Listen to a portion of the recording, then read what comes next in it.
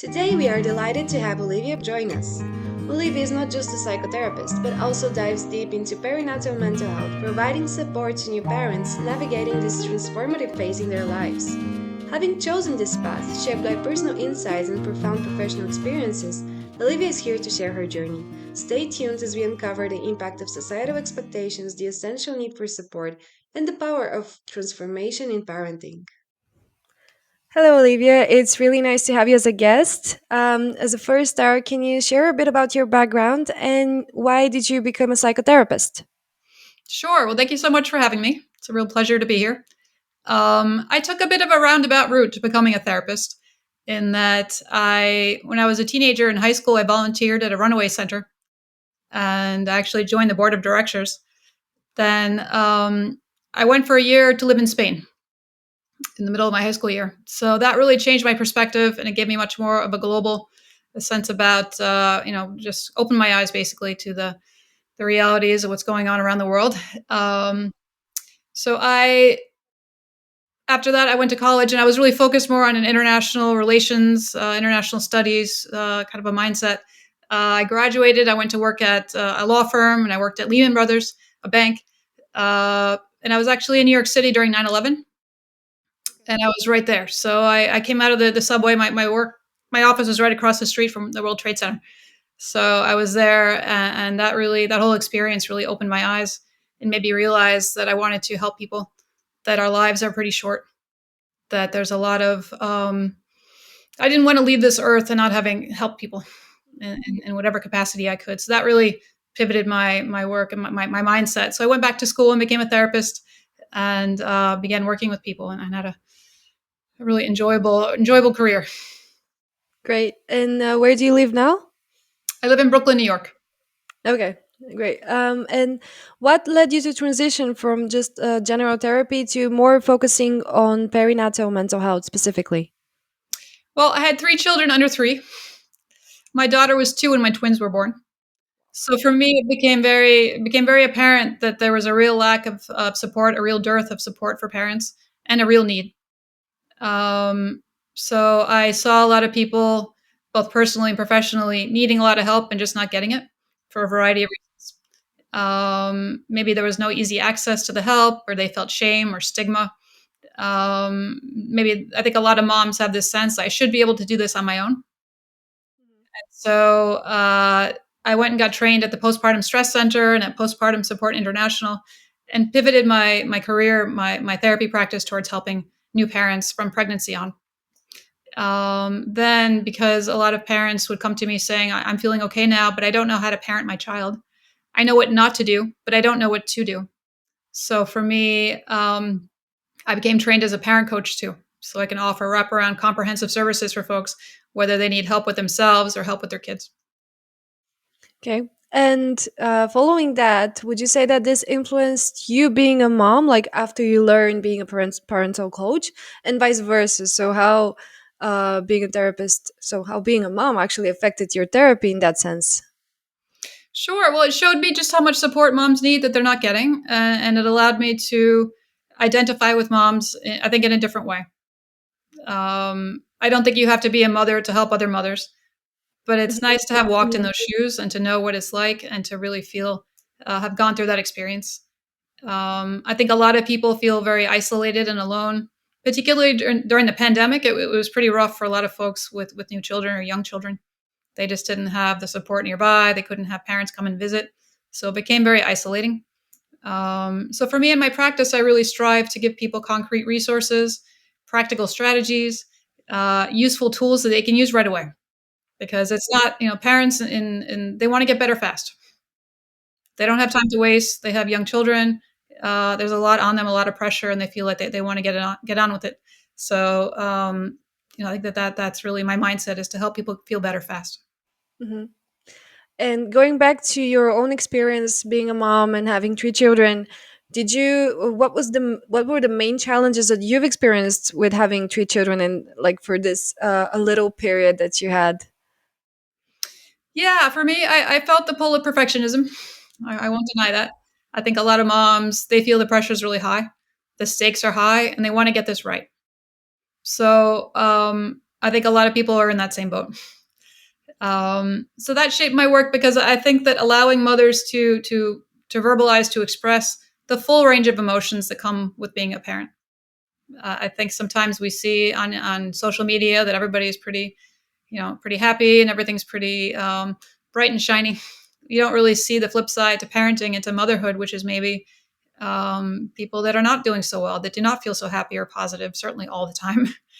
Um, so I think that just having lived that reality of a two parent working household, um, not a lot of support nearby, not a lot of family nearby, this sense that you're always running, you're always you're doing so much, but you feel like you're doing nothing very well.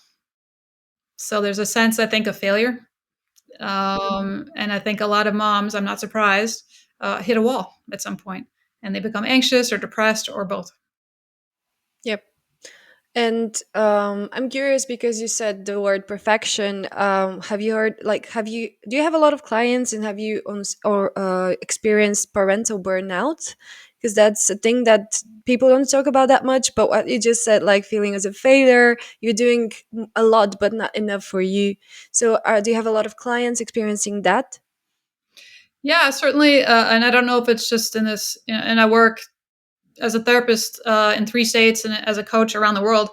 But I see there's a lot of commonality with parents where they just feel that um, they're just not living up to their expectation. So they feel like that pervasive sense of failure that is really difficult to live with. That they just have a sense that, and so I think it's a really common sentiment. I don't think people talk about it very much, though. I think there's a Yeah, lot of people will talk about parenting, and it can be challenging, and there's not a lot of sleep maybe, but there's not really a lot of discussion of how it is emotionally. definitely. And I think most of things that I heard from people is that they learn everything about how to be a parent, but not about how their mental health is going to change also becoming one, and how the identity is quite like the identity shift is really crucial there. And they have, it's not something that you can learn, I guess. It's only by experience, but being prepared is better probably. Well, I think certainly being prepared, and my motto is cope ahead. So if I can help people during pregnancy, if I can help, or even after the child is here, to address some of these issues that you referred to, the sense that um, I think people aren't necessarily aware that there's going to be some loss, that loss of time, loss of freedom, loss of space, loss of finances. Um, of course, all this comes with the accompaniment of the gain of your child, and that's not something that is not, doesn't make it not worth it. Of course, it's worth it, but I think if we're not letting people know that there's a balance here, that there's give and there's take, then I think that there's when people do start to experience that sense of loss or not being able to, physically they change. Again, time management becomes a huge deal. If we're not preparing people for that, then they feel like something's wrong with me. Why am I not able to handle this and everybody else is? Or why didn't you tell me this is going to happen? I hear that a lot. Why didn't anyone tell me? Um, but I think that it's incumbent upon us as professionals, as people that come across folks during this time period that want to help them, that we let people know this is to be expected. Um, it's not normal to not feel good, but it's common, and there's something you can do about it. And that to me is hopefully a big takeaway for folks that are listening to this and just in general, that you don't have to suffer. There's something you can do about it. So that I like to give people hope that, people I work with get better. They feel better. Yeah. And I'm curious, what are the main obstacles or like mental health issues that clients come to you? Yeah, I think there's a lot of surprisingly anxiety. I think, Okay. people hear about postpartum depression, Yeah. PPD. So that's certainly out there, in the zeitgeist. People are looking for that.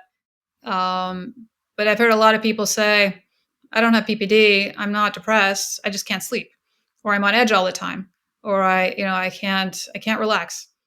And anxiety and depression, it's two sides of the same coin.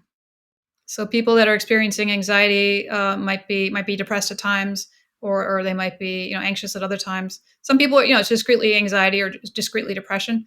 But I don't think that we're very good at picking up on the anxiety and letting people know that's part of the umbrella of PMADs, of perinatal mood and anxiety disorders. It's not just depression. Anxiety is a big piece of it too. And frankly, in the community that I work with, I see a lot more anxiety than I do depression. It's there, certainly. Depression is there. But I think that the way it manifests with the population that I work with is that people tend to be more anxious. They tend to be more on edge. They tend to not be able to settle, relax. They're 10 steps ahead, worrying about all the things that are going to go wrong, and planning out and gaming out how they're going to handle all those things. And that really sets people. It's painful to live with. That's a burden, and it's unnecessary. People don't have to live like that. And would you say that because you've already mentioned that postpartum depression is more out there and people speak about it more, would you say that there are less resources about postpartum anxiety, and also are people are more surprised to hear that this exists, and like they were more unaware that they have it because people don't talk about it as much as they do for PPD? Yeah, I think when I lay it out there that anxiety is part of the can be part of the condition too. They're surprised. I think they're also relieved. Oh, okay, this is something. This is not just me. It's not just in my Yeah. head. I mean, in terms of resources, I think that was part of your initial question, right? But what's out there for folks? A lot of it is the same. First of all, we need to identify and screen people. And if we're not screening, then we're not catching people, and people are falling through the cracks. They're not getting the help that they need. So truly, I'm a big advocate of screening at the pediatrician's office, the doctor's office. Whoever comes across this population, I think it's important that we do consistent screening, and that people know what to do if people do screen positive. So that's not just where it ends. If you do a screening and someone tests or screens positive, then what? Where do you send them? Which I think is something that holds a lot of doctors back from doing that screening because they don't know where to send people. So we really need to make sure that we're lining up not just the screening resources, but also what to do after. Yeah. Um, and I also wanted to ask you, going back to having three children, and because I've heard that a lot from my other guests, that having the first and having the second, for you having twins after the first, it's quite a big change, and actually it's really different. And I hear a lot of differences between which pregnancy was better, or like not pregnancy, but being postpartum journey from which birth is better. So for you, would you say that there was a big difference between those your first child and your twins? Yeah, I mean, personally for me, because I had gone through it one time already, I kind of knew what to expect. Mhm. I knew that everything was a phase. Whether I was working with, kind of managing my kids or myself, that this is not going to last forever. No feeling lasts forever. Yeah. And I think that, to me, distinguishing between a singleton pregnancy, which was my first, which was necessarily a little more, I wouldn't say challenging, but it was more, and I didn't really know what to expect. And going through it a second time, I was glad to have had the twins the second time around because I was more comfortable. I kind of knew what to expect. I knew that, all about the doctor's offices and the hospital, and I just had more familiarity and more ease, more comfort, which I think helped me the second time around. I think the first time when you haven't experienced it, when you don't really know what it's actually going to be like, then it makes it more challenging. Yep. And coming from that, I started thinking like partnership also plays a huge role here, having kids and having a lot more than one, for instance. And the thing that you need to time manage your own partnership, like how to help each other, how who's gonna take care for the kid now and who's gonna take tomorrow. Or I'm curious, are people coming to you like partners as well, or only moms are approaching you, or actually dads also call you and ask you, so my wife has this issue? Yeah, I think that it's not just the birth parent that is experiencing all these changes. Of course, it's both members of the couple. Um, I do have more often it's the birth parent that reaches out. Sometimes I do have the non-birthing parent that says something's going on, with her, and I don't know how to help, and something she needs something, and I don't know what to do. That certainly happens. It's not as common as the person just reaching out themselves. But I think it's important to bear in mind that 1 in 10 birth partners experience depression or anxiety. That's a pretty high number. It's 1 in 7. 1 in 7 birthing parents experience something more serious. Actually, it's 1 in 5 experience something more serious than the baby blues, and it's 1 in 7 that experience depression or anxiety. Yep. So these are pretty. It's again, it's very common. It's not normal to experience that, but it's really common. And I think if we don't remember to bring in the partners and to let them know that they might be needing help themselves, um, at the very least, if they are watching their partner suffer and they don't know what to do about it, that's very distressing. And so making sure that they have access to resources too and they're not forgotten, I think is key. Oftentimes with the birthing parent and the baby, they're kind of in this little circle, their own little bubble. And the non-birthing parent can feel very excluded and outside. And so that can create some um, resentment or anger or just frustration that I think is important to deal with too. Again, I think taking all of that very seriously. It's not just the birthing parent that might be struggling. Yep. And because you said just now anger and expression, could you explain the concept of mom rage and how it manifests with your clients? Yeah. So mom rage it's this cycle of sudden, seemingly unreasonable outbursts of anger that moms experience, followed by shame and guilt. How could I do that? And then questioning about was that reasonable to be upset about? Why did I get so angry? So, and then it's followed by another buildup of frustration that leads to more mom rage. So you have this cycle that's getting unresolved, and there's a lot of guilt and shame around there, where people are, out of character, exploding, and it feels really scary. It feels frustrating. Oftentimes, their partners are kind of at a loss, like, "Why are you doing this? What happened to you? What's wrong with you?" Which precipitates more of that shame, more of that guilt. But to me, it really is an indication that something needs to change, that there's something that has to be done to mitigate that rage. In other words, there's a reason why the mom is angry. There's a cause there. And I think if you're not addressing that cause, and this is going to keep going on. Yeah. And because also you said guilt, and I know that guilt is a really primary symptom and not also symptom. Mom guilt actually exists, probably in every mom. But what would you say is one strategy that you would give for moms to cope with it? Well, my first strategy is to be gentle on yourself, which sometimes is easier said than done. Um, I do think that guilt and perfectionism, they tend to be twinned. And my question to moms that are experiencing a lot of guilt or frustration or um, uh, just a sense that things are not going well is that how do you want your child to feel about themselves? Chances are you want them to feel calm and confident and able to handle things, even if they make mistakes, even if things don't go wrong. It doesn't intrinsically change who they are as people. People make mistakes, and I think oftentimes, with my clients, they feel it's okay for other people to make mistakes, but not for me. I should be held to a different level, a different set of standards. And if that's the case, then of course they're going to feel like that they're failing, that they're falling short. But I think if you ask somebody, do you want your child to go through something similar? Would you want them to beat themselves up and experience a lot of guilt? They say no, of course not. So my response to them is that, well, you need to model that yourself. You need to practice this with your own behavior, with your own sensibilities, in order for your child to learn how to do that. So that's a lot of motivation. But what does that actually look like? It's knowing that if something didn't go well, what can you do differently next time? So it's more solutions focused than getting stuck in the problem. So instead of feeling guilt and shame and embarrassed, and then that to me creates a sense of powerlessness. So it's hard to act when you feel powerless. Instead, stepping into action, stepping into problem solving allows you to be powerful, and that can really change that cycle. Yep. Um, and you said that you're a parental coach, right? So you work with for parents how to parent. Would you say that you see, because from this perspective that you're a therapist, also looking for their mental health, also, at what point would you see that their mental health is affecting their children growing? Like the concept of how, like, because we know from evidence based that like the child is affected by perinatal mental health disorders for sure. But I'm curious from your own expertise, would you see it? Do you see it often, like mom having postpartum anxiety? Then this is affecting the kid in real life. Sure, and I think that this gets passed down through families.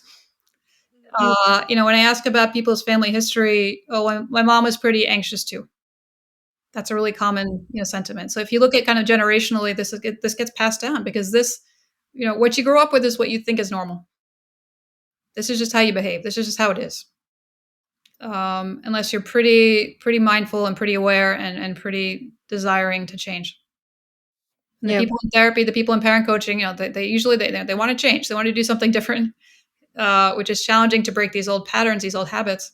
But I do think that um, giving people those strategies, allowing them to try new things, to have new tools at hand, is really beneficial, and it benefits not just them, but it benefits the whole family. And I think if you're able to break the chain in this generation, I mean, the benefits can last for the ripples out for many generations to come can be huge.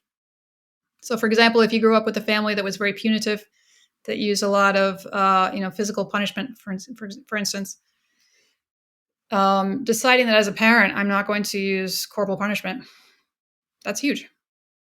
But in the moment, when you're angry, when you're tired, when your child has worked your last nerve, that can often be your go-to. That's just what you know. That's just what you Yeah. learned. What's ingrained in you. So if you want to make a change, I think it is, um, you have to be very mindful. You have to do the work on yourself, so you don't fall into that pattern, that habit. You also need to replace it with something else. Yep. Like when I tell my clients, it's really tough just to stop a habit. You have to replace it with something else. You have to do something else instead. And so giving people the tools, the strategies to do something else in lieu of what they've been doing, or what was done to them, that's crucial. Yeah. To have a plan, to have a strategy to how to cope in a different way. Yeah. And because I've heard that from other guests as well, being a mom really changes your perspective on trying the best that you can for your kids. So some of them have told me this sentence: I lost my identity and I lost myself in being this new role, a mom. What would you say, like, give advice about how to balance this thing? Balancing between their own needs as mothers, as women, and the needs of their family. Well, I think it takes time to integrate all these new roles. That you're not, it's. I think before, if you were a sister, a daughter, a worker, a friend, a cousin, all these different roles, these different hats I imagine that you're wearing, and then to put this parenting hat on top, it's hard to figure out how to balance that. Um, that being said, I think giving somebody the permission to take the time to do that is key, and time is critical. So, how many mothers do I work with that they don't take the time for themselves? They don't engage in self care. They don't. And my underlying, my motto is self care is not selfish. It's really crucial for people to take the time, because if you don't do that, if you model being a martyr, your child's going to do the same thing when they become a kid, when they become a parent. Um, so I think that, but how do you make that happen? I think being realistic. I'm a realist. I understand that people are busy. You're pulled in so many different directions. Who has time to go to the gym? Who has time to to engage in self care? So my thinking and my philosophy with this is to do small things often. So I make a list of what brings you joy, what makes you feel good. What are 5-minute things that you can do that that make you feel good? Maybe that's listening to your favorite music, your favorite song. Maybe that's texting a friend you haven't spoken to in a while. Maybe that's taking a walk around the block. Maybe that's making yourself a cup of tea. These are not strenuous activities. They don't take a lot of time, but no one's going to hand it to you on a platter. No one's going to say, here you go make a cup of tea. I wish they would, but they don't. So these are things you need to undertake yourself. Things you need to say, okay, this is important. I need this. I'm going to make it happen. And I'm going to set this thing on pause for 5 minutes or 10 minutes if you can afford it, and go do it. And know that I'm doing this just for me. And then not to feel bad about it, but to feel good, to feel like, okay, I'm taking care of myself so I can take care of other people. But if that's not the mindset, if instead you feel guilt about it and feel like, you shouldn't need this, then that gets people, stuck in that cycle. Yep. And coming from this, would you say that societal expectations are also affecting this feeling that I shouldn't take care of myself that much because I'm taking care of this new child now, and it depends on me only. So the focus should be only on the kid.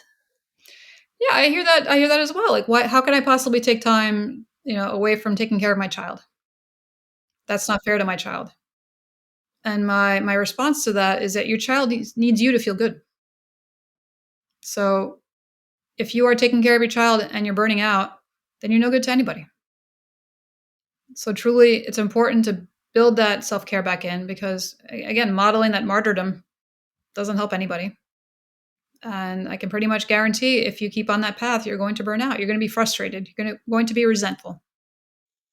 And parenting from that place, you're not behaving the best.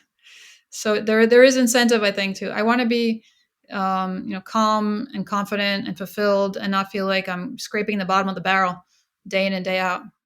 Because eventually, you're going to see there's nothing left, and that's when people hit a wall. Yep. And what could you please share with us what is the exit way, like burnout? So I think that people don't realize that burnout is really serious, and when we speak about parental burnout, the causalities can be awful. So, what would happen if a mom burnouts? Well, I think that they tend to be more angry, Mhm. and to be more resentful. They tend to be more frustrated, and so if you're lashing out more at the people around you in your household, that impacts them as well. If you're a frustrated parent and you feel like your fuse is very short, and kids will work your last nerve. Don't get me wrong, they are frustrating. They are going to frustrate you. But if you're not able to handle that with grace in a way that you're proud of, then you kick off that cycle of guilt and shame and embarrassment and the kind of self recriminations, which doesn't make you a better parent. It just makes you more guilty. So again, getting stuck in that cycle is not helpful, and I think it's important to find the way off, find the way Yep. out of that circle. And speaking again about guilt, would you say that societal expectations are affecting moms to feel more guilt and to have more pressure on how to be a mom? And following that, what are the main societal expectations that are bringing moms to feel guilt? Yeah, I think again, social media really plays into this. There's this image of very clean, perfect motherhood. The mother who never loses her cool, who always has it together, whose kids are always well dressed, and everybody's clean and neat, and all the rest. That's just not realistic. So people fall into that. If that's what you experience as, this is what it should be. Whenever I hear a lot of shoulds, my kind of antennas go up here. That means that somebody's seeing things in a pretty black and white way. It should be this way, and it's not. I should be doing this, and I'm not, so I'm falling short. So I think that um, again, people get on that guilt and shame cycle when they feel that they're not living up to this, and it really does impact the whole family. Yeah. And what can we do if we're not living up to the societal expectations and we are under pressure? How can we look at ourselves from a different perspective?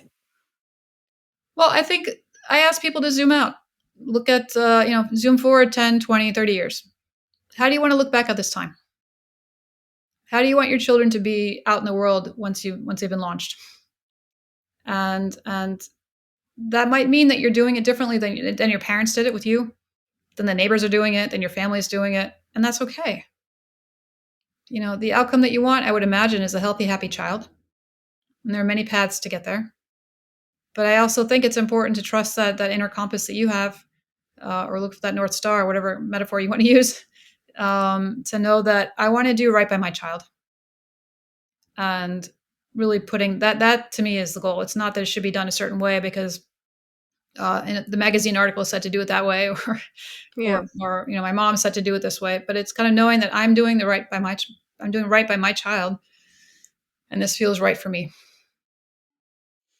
Um, because you just said mom, and I just started thinking culturally, there are huge differences between how parents are affecting their own kids when they're parents.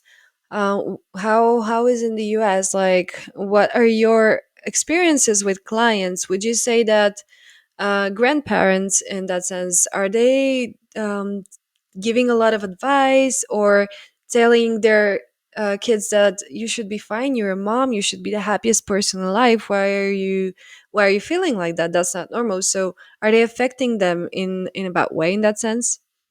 Sure, I think that a lot of grandparents' memories are a little fuzzy. They're a little rosy. you didn't do that when you were a kid.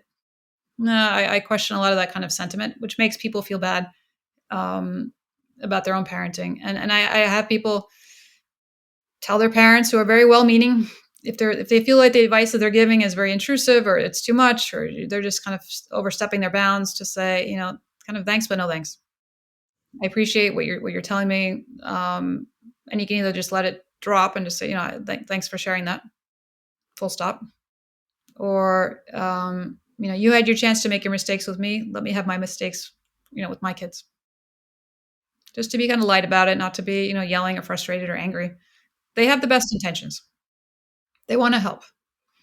Um, but I think that can often feel that, like, they don't trust you. They don't believe that you're doing a good job. They feel like they have to tell you what to do. So it kind of forces you sometimes to step back into your role. You're almost like become a teenager again, with your mom telling you, what to do. And people get frustrated. No one wants to be told what to do, whether you're 4 or 44. So I think that kind of cycle, I think that when people feel like, well, um, and I also think that again, the well-intentioned comments and criticisms, oftentimes they don't land very well. It doesn't feel good to have somebody question what you're doing. And so I think if you can politely but firmly say, again, thanks but no thanks. I appreciate what you're saying, and not debate it with them, not explain, not kind of fall all over yourself trying to justify what you're doing, because that puts you in a position of weakness. Now you're trying to get them to agree with you, and they might not. And so that's not going to change what you're doing. But if you need somebody to sign off on your parenting, particularly your own parents or your in-laws, that might not happen. Yeah. Then what? As opposed to, I'm confident in what I'm doing. If I feel that things need to be changed, we'll switch gears. That's not a problem. But I think that it's easy for someone. I was walking on the street, pushing the stroller with my kid, when he was a baby, and somebody told me, "No, your kid needs to put mittens on, or put the hat back on your kid." It's wintertime in New York.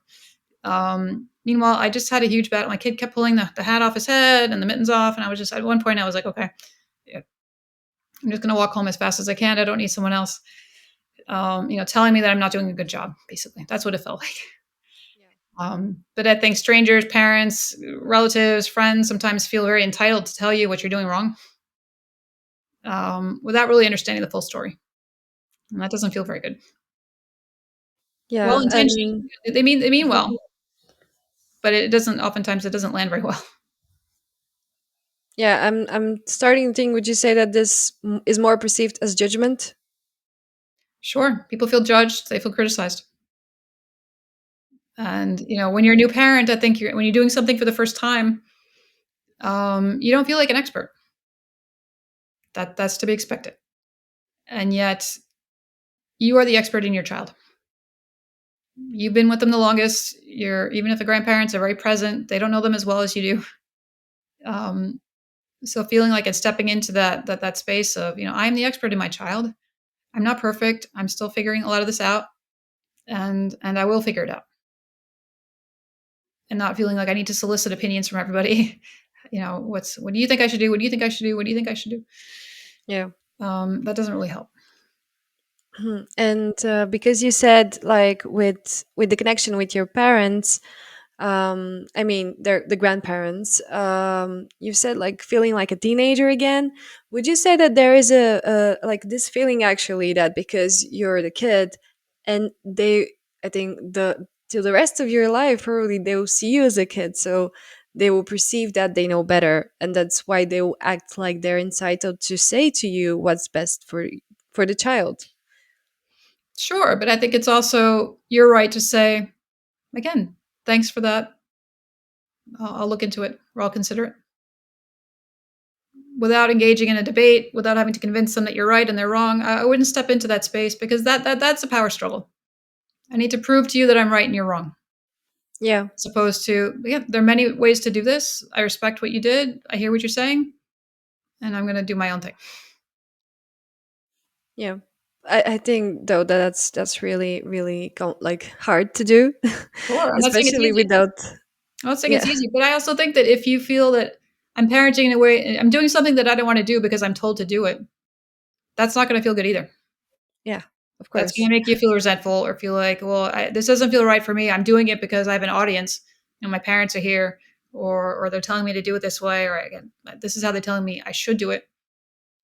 That doesn't feel good. So that to me is stepping into that space of confidence. Hmm. I just think I also feel like probably it will trigger your inner child. It will trigger your own traumas or emotions that you felt when you were a kid, and they were telling you what to do. So it's like a really, you have to be really aware probably to act in a certain way to not lose yourself, because the relationship with between a kid and a parent is really complex. 100%. But I also think that gives people motivation. I don't want to have the same dynamic with my child. When they're an adult with their own children, I don't want it to be this kind of contentious or again experience these power struggles. I want it to be smoother. I want it to be easier. I want to feel more harmonious, and I want to let my child, because I modeled for them the best way I knew how, that they can find their own path, and that's about trusting them. That you raise this good person, and they're going to raise good people themselves. Maybe it'll be different than what you did, and that's okay. But I think a lot of folks feel, a lot of parents feel, in-laws or grandparents feel judged. Well, if you're not doing it the way that I did it, that must mean that you think there's something wrong with it. So they get defensive. They feel the need to kind of insist that their way's right and your way's wrong. And I think that creates more tension than is needed. And I think that if you allow people, if you have the trust in your child to be a good parent, then allowing them to do that without weighing it unnecessarily or kind of being very critical. Yeah, and that got me also thinking that probably a lot of people are just thinking that it's about them. I mean, they're making things about them, not thinking consciously, probably, but when they act in a way like, you shouldn't do it that way because, well, I did it differently. If you do it in that way, that means that I did it wrong. When in fact, generations are different. A lot of time has passed, and every person is different. Yeah, and I think we would all hope, at least I would hope, that the next generation does it better than we do. There's a lot of things that were permitted. When I was a kid, people didn't necessarily use seatbelts. We would probably never dream of doing that right now. Of course, we would buckle our kid in. We would never have them sit in the back seat without a seatbelt. But that was pretty common when I grew up. Yep. It wasn't anything unusual. So just because it was done then doesn't make it right. And we evolve. Our standards change, and hopefully for the better. But knowing that this is not static. Things will change over time. Again, the way you do it right now is probably will be different from how your kids will be a parent. And that's okay. Doesn't mean that you're doing it wrong right now. No, we're doing our best. We're doing our best with Yeah. what we have. Yeah. Yeah, exactly. And because our time is coming to an end, I have one last question so think about all the clients that you've had till now, and what is the main advice that you would give to a mom to be? So a thing that you see a lot of lack that people had when they're pregnant or they just had the baby. Yeah, for pregnant parents, I would say line up twice as much help as you think you'll need. Prepare as if you're going to have twins. That's my advice. Because if you don't need the help, that's great. But trying to find help at 3 o'clock in the morning when your baby's crying and you don't know what to do, that's really not the ideal situation. And in terms of parents that do have kids already, as I said earlier, I would say self-care is not selfish. It's okay to take the time for yourself. It doesn't mean you're a bad parent. I think it means you're a great parent because you're putting yourself on that list. You're not last on the list or off the list entirely. It's important for you to take care of yourself. Your kids Yeah. will benefit. Yeah, it might be like for the long time, like to see after that it really benefits. So it's like not instant gratification, like saying yeah it benefits it, but it's more like thinking about the future. Sure. Yeah, but it's all a long game, right? Yeah. Parenting is all about the long game. Thank you, Olivia. I think we've talked a lot about tips and tricks, and I think it was really valuable. I hope our audience find it as well. And I will put some information about how they can find you and resources about your therapy and your private therapy. Thank you so much. I had a wonderful time. Thank you.